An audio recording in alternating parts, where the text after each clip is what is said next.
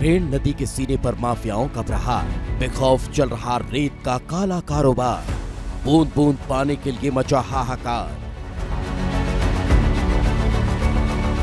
अस्थि विसर्जन करने भी लोग लाचार। रेण नदी पूरी तरीके से सूख गई है। आम आदमी परेशान हो रहा है। मृत आत्माओं को शांति तक नहीं मिल पा रही है क्योंकि उनके राख का विसर्जन नहीं हो रहा है।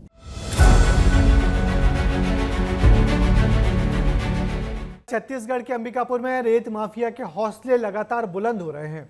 माफिया रेणु नदी से लगातार रेत निकाल रहे हैं, जिससे नदी पूरी तरह से सूख चुकी है। हालात यह है कि लोगों को अस्थि विसर्जन तक के लिए पानी नहीं बचा।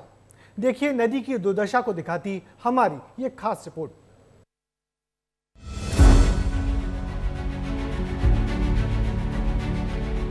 रेण नदी के सीने पर माफियाओं का प्रहार,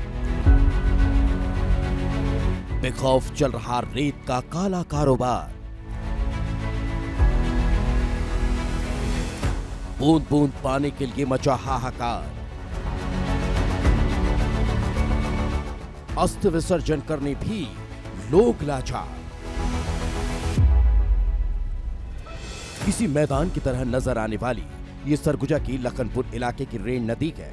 कभी बारहमासी तेज धार के साथ बहने वाली ये नदी आज आंसू बहा रही है। लोगों की प्यास बुझाने वाली नदी खुद बूंद बूंद पानी के लिए तरस रही है, क्योंकि रेत माफिया इसके सीने पर लगातार वार कर रहे हैं। सैकड़ों की संख्या में ट्रैक्टर ट्रॉलियां नदी को छलनी कर रेत निकाल रहे हैं। सरगुजा में रेत माफियाओं का हौसला बुलंद है और सरगुजा का जो लखनपुर क्षेत्र है वहाँ रेण नदी है और रेण नदी में इस वक्त मैं मौजूद हूँ। ये कोरजा गांव में आता है रेण नदी और देखिए किस तरीके से पूरा नदी सूख चुका है। पानी की जो बूंदें हैं कहीं कहीं ही दिखाई दे रही, कहीं कहीं थोड़ा मोड़ा पानी रुका हुआ है और पूरा नदी खत्म हो चुका है, पूरा पानी खत्म हो चुका है। और देखिए इसका मेन जो वजह है रेत माफियाओं का हौसला है। देखिए किस तरीके से यहाँ पे ट्रैक्टर ट्रालियाँ हमेशा लगी रहती हैं और रेत माफिया जो हैं यहाँ से ट्रैक्टर से रेत शहरों की तरफ ले जाते हैं और उसके बाद उसे महंगे दामों पर बेचते हैं। तो रेत के अवैध उत्खनन के चलते रेण नदी पूरी तरह से सूख चुकी है। विस्तार न्यूज की टीम यहाँ पहुंची तो हैरान कर देने वाली तस्वीरें नजर आईं। यहाँ कुछ लोग अंतिम संस्कार के बाद अस्थि विसर्जन के लिए परेशान हो रहे थे। नदी में इतना पानी भी नहीं था कि लोग अस्थियों का विसर्जन कर सके। देखिए रेत किस तरीके से ले जाया जा रहा है और जो रेत की तस्करी हो रही है, इससे जो नदी सूख रहा है उसका जीता जागता उदाहरण है कि ये जो रेत की जो तस्करी हो रही है ये सबसे बड़ा वजह है। लेकिन इसके जो सबसे बड़े जो नुकसान है वो देखिए, एक परिवार यहाँ पर इस नदी में रेण नदी में अंतिम संस्कार की पूरी प्रक्रिया करने पहुंचा हुआ था। ये आज जो अंतिम संस्कार के बाद जो राख को विसर्जन करना होता है पानी में, वो पानी भी इनको यहाँ नदी में नसीब नहीं हो रहा है कि जो अस्थि विसर्जन का जो प्रक्रिया है उसे पूरा किया जा सके। प्रतिदिन कम से कम 100 ट्रिप यहाँ से रेत जाता है, अंबिकापुर से यहाँ लखनपुर तक और बाहरी तक पूरे रेत जा रही है। पानी नहीं मिल रहा पीने के लिए। इससे पूरे हालात क्या होंगे कि अस्थि विसर्जन के लिए भी नदी में पानी न मिले तो सोचिए किसानों का क्या हाल होगा, जिनकी पूरी मेहनत नदी के पानी में ही निर्भर होती है। कुछ किसानों ने नदी में जेसीबी से गड्ढा खोदकर पानी का इंतजाम किया है और इसी से सिंचाई कर रहे हैं। रेण नदी पूरी तरीके से सूख गई है। आम आदमी परेशान हो रहा है। मृत आत्माओं को शांति तक नहीं मिल पा रही है क्योंकि उनके राख का विसर्जन नहीं हो रहा है।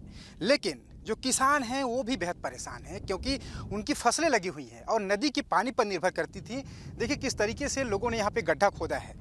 नदी पर लोगों ने गड्ढा खोदा है, जेसीबी मशीन के माध्यम से इसको लोगों ने खोदा होगा और यहाँ पानी ताकि इकट्ठा हो सके। और देखिए जो रेत को जो खोदा गया नदी में पानी इकट्ठा करने के लिए, वो देखिए रेत ढेर पड़ा हुआ है और लोगों ने खोद दिया है ताकि यहाँ पे पानी इकट्ठा हो। और पानी इकट्ठा होने के बाद देखिए लोगों ने पाइप लगाया हुआ है, मोटर लगाया हुआ है और नदी के पानी को इस तरीके से खींचा जा रहा है ताकि फसलों की सिंचाई, ऊपर में जो फसल लगा हुआ है वहाँ पर फसलों की सिंचाई हो सके।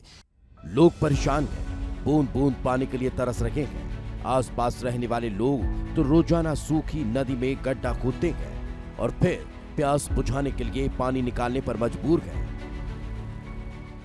रेण नदी सूख चुका है, चारों तरफ बालू ही बालू दिखाई दे रहा है और रेत तस्कर बालू ले जा रहे हैं यहाँ से और पूरी नदी खाली हो चुकी है, पानी कहीं भी दिखाई नहीं दे रहा है। लेकिन कुछ लोग हैं जिनका पीने का जो पानी है इसी नदी से उन्हें मिल रहा है। देखिए एक सहोदरी नाम की महिला यहाँ पे पहुंची हुई थी। जब मैं यहाँ पहुंचा तो मैं पूछा कि क्यों इतनी परेशानी है, तो इन्होंने कई बात बता रही थी। ये बताइए, आपको यहाँ से पानी भरना पड़ रहा है? हाँ गा। कहाँ है इतना मजबूरी कैसे? तो नहीं है कुआं, कहीं कहीं नहीं है, हाँ इंदारा उदारा कुछ नहीं है, बोरिंग वोरिंग, हाँ। तो कहाँ से लाना, यहीं से ना ले जाओ। ये पीने की पानी है, और ये जो नदी का जो पानी है ये बहुत दूषित है या क्या है, इसको तो मैं नहीं जानता, जांच करने के बाद पता चलेगा।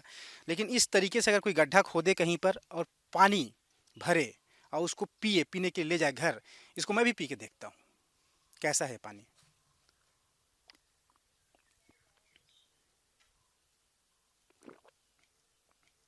गले में पानी को उतारने की हिम्मत नहीं हो रही थी मेरी, लेकिन मैंने पी के देखा है। पानी उतना तो ठीक नहीं है, दुर्गंध है पानी में। खतरे में रेण नदी। कई जगहों पर अवैध रेत घाट तैयार। जजगा, तराजू, चैनपुर, जमगला, कोरजा लटोरी, बगदरी में अवैध रेत घाट। रोजाना 8000 ट्रॉली रेत निकलती है। 2000 रुपये ट्रॉली रेत बिक रही। खनिज बैरियर, फिर भी कार्रवाई नहीं। रेत खनन 300 फीट तक पहुंचा जल स्तर। लोग अवैध रेत खनन से परेशान हैं। कई तरह की दिक्कतों का सामना करना पड़ रहा है, लेकिन कोई ध्यान नहीं दे रहा। परेशानी तो यहाँ बहुत हो रहा है सर। पानी का कमी के कारण से दाह संस्कार भी नहीं हो पा रहा है, और बालू का खनन यहाँ से बहुत ज़्यादा लेके और चले जा रहे हैं। हाँ साहब, मैं नहीं जानो, बालू खत्म हो जाते कर से कि अब ऊपर से पानी ही नहीं आते, तब कहाँ से आई। बारिश के पहले रेत का कारोबार तेजी पकड़ता है। बरसात से पहले रेत माफिया बड़ी मात्रा में रेत का स्टॉक करते हैं ताकि ज्यादा रेट में इसकी सप्लाई कर सके। इस बात की खबर प्रशासन को भी रहती है, लेकिन कार्रवाई के नाम पर कुछ दिखाई नहीं देता। सरगुजा में रेत के अवैध कारोबार की वजह से नदियां खोखली होती जा रही हैं। नदियों में पानी सूख चुका है। जानवर, इंसान, सब कोई परेशान है। और इस वक्त मैं रेण नदी पर मौजूद हूँ, और रेण नदी पर देखिए किस तरीके से रेत लोड किया जा रहा है। अवैध तरीके से रेत का जो खनन है उसे किया जा रहा है। लोग उसके बाद ट्रैक्टर ट्राली में इसे लोड कर रहे हैं और फिर इसको बेचने के लिए ले जा रहे हैं। अंबिकापुर समेत पूरे सरगुजा में सुबह से शाम तक अवैध रेत से भरे वाहन दौड़ रहे हैं। अवैध स्टॉक हो रहा है, और अधिकारी अभी भी सिर्फ हवाई दावे करते दिखाई देते हैं।